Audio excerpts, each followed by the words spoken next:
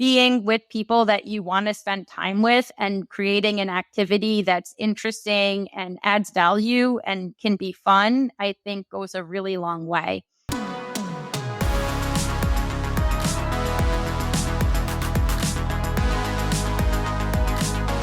What's up, everyone, and welcome to the Local Marketing Lab, where you get real-world insights from industry pros to help you drive local revenue and local growth.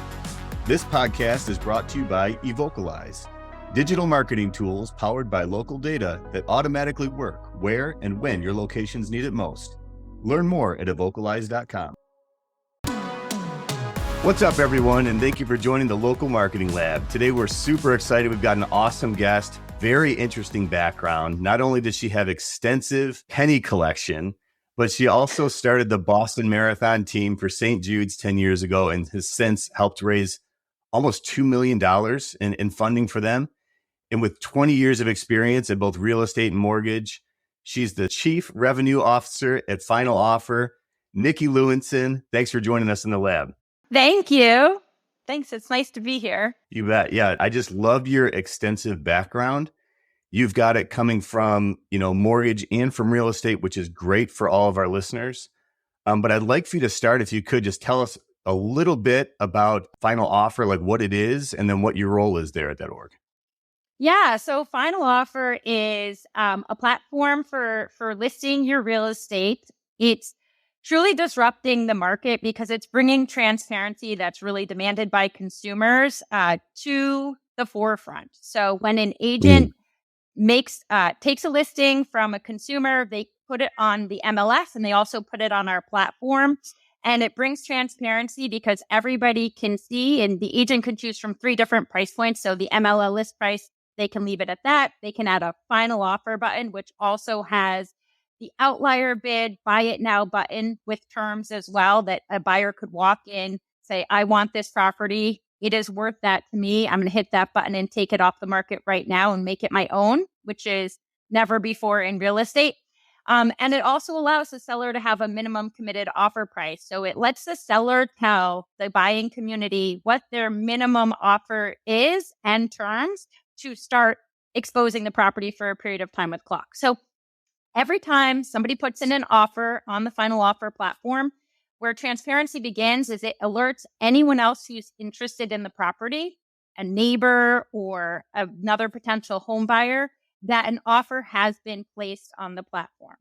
And what that does is they get to then come to the table, make an offer, and know that there truly has been another offer on the table. So it brings clarity for buyers. It also allows sellers to expose the prices that are coming in and the offers coming in so people can beat it. And it really gives buyers a chance to know what they need to do to win and sellers a chance to maximize their profits. As Chief Revenue Officer there, what are you responsible for? What do you handle?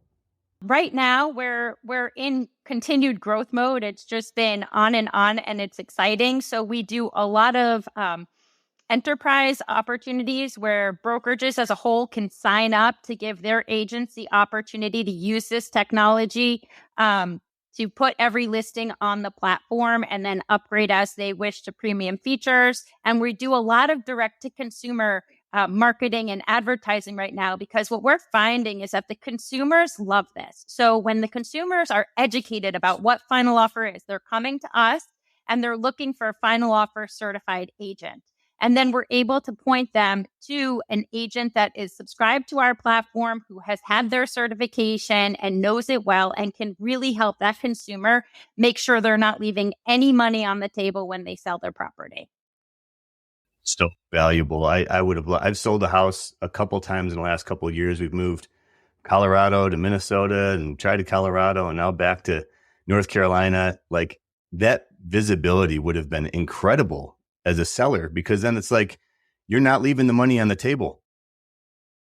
Yeah. And, when I talk to home sellers, and when I've sold a home, you always wonder, like, I believe in my agent and I think they're doing a great job, but there's also only so much you can do as an agent to make sure that you are shopping this property to every potential buyer out there. And you're giving every potential buyer the opportunity to come back to the table over and over again and making sure that I'm not leaving any dollars on the table. It takes out the agent politics, it helps cooperation, it helps fairness, and it makes sure that any qualified buyer, financially qualified buyer that wants the property truly has a chance to get the property if they want it. And so sellers are seeing a great increase in list to sale price, and they're so happy. I mean, they don't have any question remaining in their brain. Did I sell it to the right bid, or like,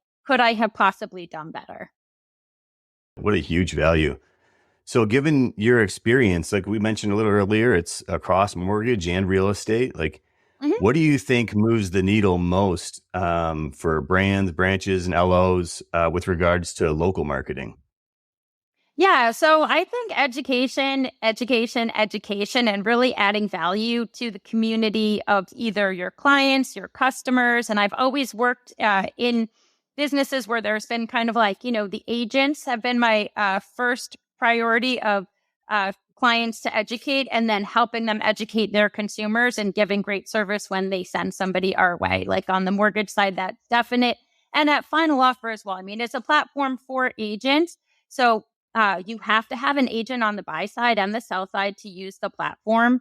You can't just be a consumer who lists their property on it without an agent, or make an offer without an agent. And so educating the agent community and educating the consumer community in both mortgages and Final Offer has been absolutely essential, because it's really hard in the mortgage industry to differentiate yourself as like why somebody is better, right? Or providing a different service. People are very focused on the rate.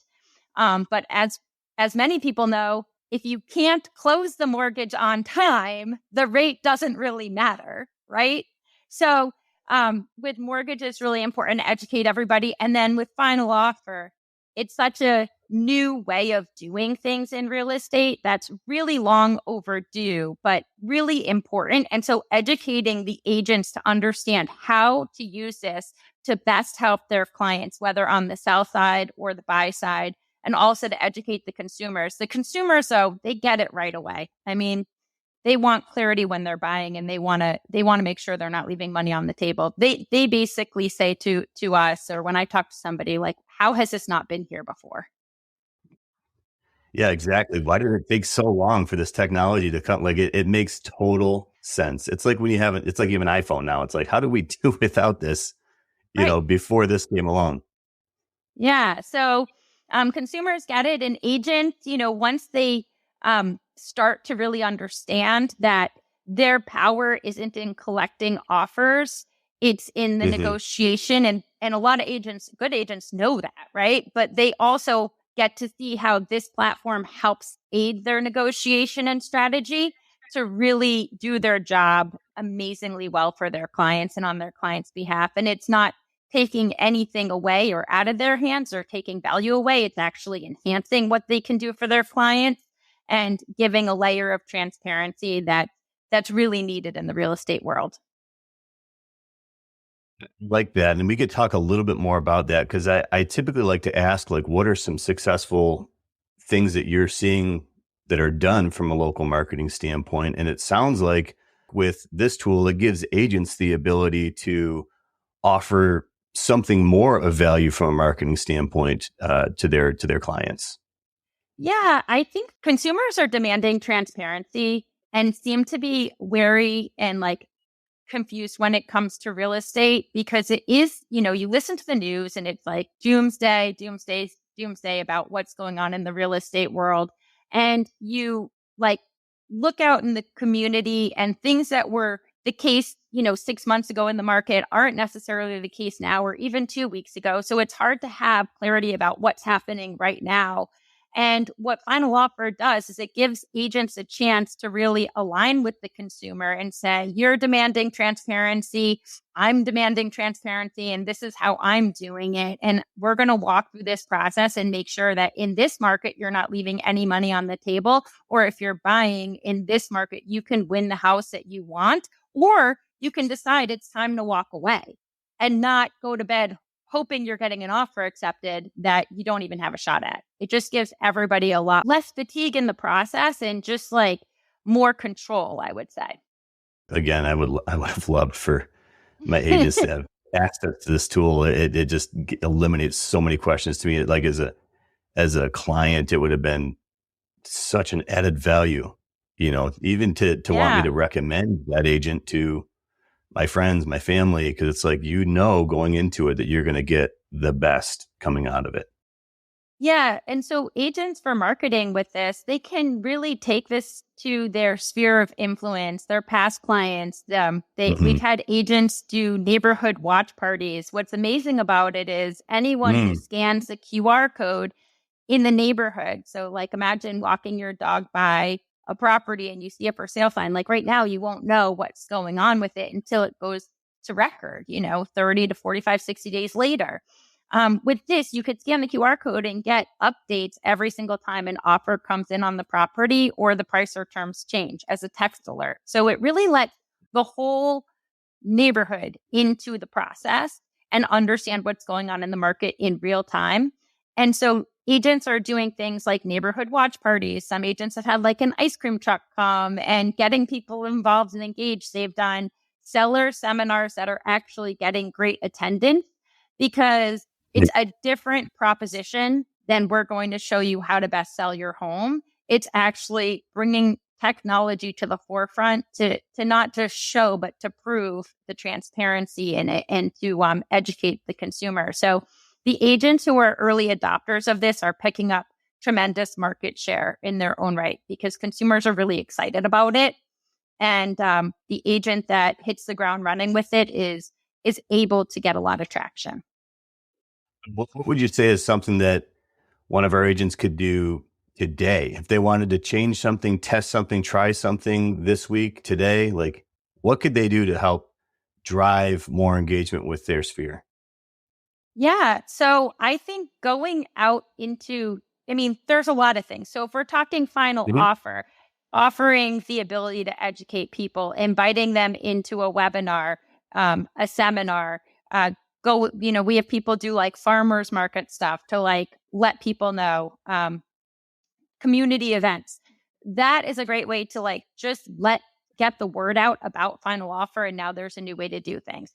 As far as like client engagement in general, there's so many ways to do it. With the mortgage world and my job prior to that, so like now we're going past 9 years back. I've always done a lot of marketing through community giving. And I think that it's a nice thing for agents. Like that's something you can do today. And whether it's with final offer and educating people or just getting engaged and involved with your community, there's a lot of easy ways that you can do something that you care about in your community and invite all of your sphere in to be a part of. So like whether it's with the schools or it's September. So right now on my mind is St. Jude Children's Research Hospital. They have their big walk throughout the country at the end of the month, September 23rd, if you're in Boston. So people can sign up for our team. But it's a great way to do something you care about and believe in, but B, invite everyone in and have that real client engagement that's maybe not necessarily about your specific industry or real estate, but just a way to connect with people and do something good together. So if you're looking for something to do today, something with final offer, if we're in your market now, is always a great idea, or just anything in your community that's important to you that usually it costs little to no money to do. Somebody really needs your help and you can include everybody in it and start to do something great with all the people you know. Actually, it's really good hearing that come from you, Nikki. I know that it's a genuine recommendation because I know just from research about you that you're definitely putting your money where your mouth is, or other people's money where your mouth is in this instance, because you have done a lot of fundraising for St. Jude. But it's so cool. It is, and it's been great because like all of the realtors and people I've worked with over the years have all come along into the fold and made it their own. So Hmm. like if you're thinking about who does marketing well on a local level, like there is probably no one better than St. Jude out there because everywhere you look, during the Thanksgiving season of November to December in like Brooks Brothers, Ann Taylor Loft, Kay's Jewelers, like all these stores, you see the logo. But then locally, anyone could just go and do the walk. It's like 3 miles in the end of September. You can do it virtually if you want, and you get to, raise awareness, maybe raise money, and also really help the hospital. And they make it a more the merrier thing where, it doesn't cost anything to register. Everyone is welcome. All you need to do is like raise your hand to be a part of it, which is really cool. In addition to that, great recommendation. I also got a couple little trivia nuggets about you. We talked about how you have a penny museum or a collection of coins there. You Coins, yeah. volunteer with St. Jude's. One of the things I really like to learn is that not only do you read a new book every week, but that you've also, through the recommendation or direction of one of those books, Atomic Habits by James Clear, you've taught yourself how to play guitar? Yeah. Well, I say I play guitar. My kids might call it something different, but did did you see the Barbie movie? I haven't yet. My kids went to see it, but I haven't gone yet. There's a great line in there where Ken is like, "I'm going to play the guitar at you," and that's, I think, how my family feels. Like, So I am with the drums. Like I sit down to the drums and I think I'm like Animal from Muppets, and it's like, or maybe that's a bad example, but it just sounds not good. yeah, I'm like very into it, but I try, right? But not everybody else is very into it. But yeah, so I read that book, Atomic Habit. I don't know how long ago now. Maybe it was like 4 or 5 years ago, right when it first came out. I had read through one of the brokerages in Massachusetts, Leading Edge, Linda Okaneski. She's like an amazing real estate coach and trainer and just leader. And she would have us read The Compound Effect every year. And then Atomic Habits came out, and I always loved the Compound Effect, but I loved Atomic Habits. And what I liked about it differently is that James Clear, when he talks about how to implement a habit, doesn't just talk about like why, but really how to stack it into your day, like how to make it happen. So he talks about redesigning your environment and to stack it onto something else. And so I said, okay, well, let me try it with something and see how it works. And then what ended up happening was it worked. Like I would practice the guitar for 20 minutes a day. And now I can't play any songs that have a B chord in it. But aside from that, I'm like, I'm good for me. And then from there, we ended up, when I worked at my last job, doing Atomic Habits workshops. And it was really not Atomic Habits, but it was like Habits and Accountability. So it was like a combination of all the books. And we would roll it out for our agent partners. And it was really great. We had like probably 1,000 people or so through the class. And we made these like habit trackers, and you could pin it up on your office or your cube or carry it with you, and obviously branded, right? And That's so it was a super great way cool. to really help people with whatever they wanted to work on. But in order to do it, I had to see if it could actually work. And one of the things I did was learn how to play the guitar. And the other thing that really stuck was reading 20 minutes of fiction a day. And so that's how like a book a week came into play. I was not a reader growing up at all. I probably didn't really read a book until I was like 25. And then and and so now it's just been really exciting to be able to learn so much and to think about different things and perspectives, and open my mind with it. And I do try to read a lot more fiction than nonfiction, although Atomic Habits did really stick with me. Very cool. Yeah, given all that, we put this information into an AI platform and cranked out an image for you. So this is Nikki surrounded by books, playing your guitar. It looks like a B chord to me. I don't know. But one thing that I really like about this is that AI has no regard for safety or fire hazards, and there are candles all over around these stacks of books. Maybe they're like the fake candles at like a restaurant that just have like the That's electric right. wick. That's right. That's You're probably amazing. right. Isn't that My cool? hair It looks just so looks, full. Yeah. dude, you are Love it. rocking right now. I know. That's not really what I look like when I play the guitar, but I'll take it. That's good. That's good. Perfect. Well, we'll get this over to you. I told one of our other guests, this is as good as an NFT, but without the value. So this is your image. No one else in the world has it. Thank you. Thank you. I appreciate that. You bet.